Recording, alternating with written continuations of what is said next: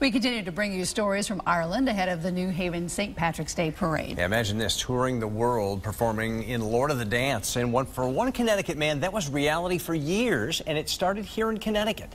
News 8's Brian Spiros has his story.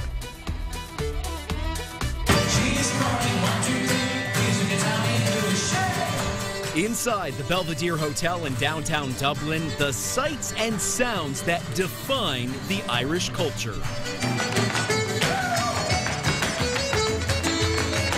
More on what's going on here in just a moment.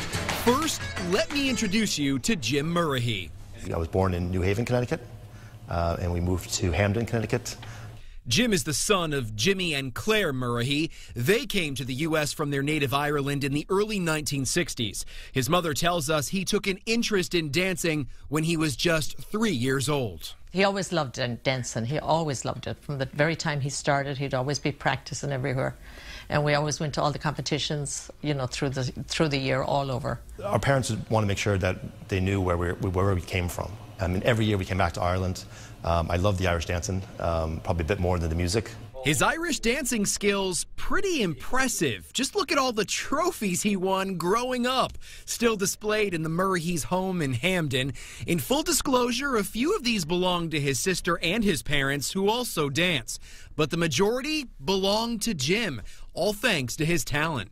You'd have to sit back and say, oh my God, you know, where is this going to go, you know? All the dancing and years of practice would pay off in 1995. After college, Jim was competing in the World Championship for Irish Dancing in Dublin when he was discovered by Michael Flatley, creator of Riverdance and Lord of the Dance.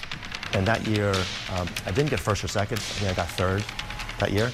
And he asked not the first place or the second place dancer. He asked me, would I be in his new show that he'd be starting. And I thought it'd be maybe about a year down the line. But about 2 weeks later when I got home, I got the call and said, can you be here Monday for rehearsals?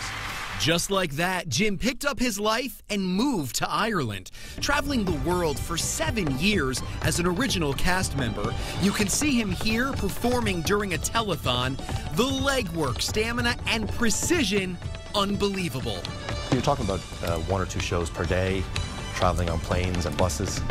It's very grueling, but I mean, once you get on stage and you hear like 4,000 or 5,000 people getting behind you, cheering, it's absolutely fantastic. He also spent 3 years performing in Las Vegas. It was very, very exciting. We used to be so thrilled for him. You know, he really loved it. You know, the people that I work with, you know, they watched what he was doing, really. They followed his progress with me because I would be talking about him, you know? Which brings us to present day. Jim is now the director and choreographer for Dowsa, one of the premier Irish dance companies, putting on dinner shows for tourists and corporate events. News 8 attending one of those shows at the Belvedere Hotel in Dublin during our trip to Ireland. The performers, beyond impressive.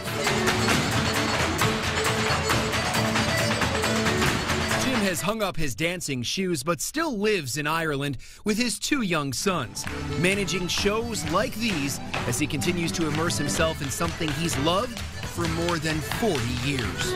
It's just the beat of it and the rhythms of it, and I think just gets people clapping and cheering and smiling.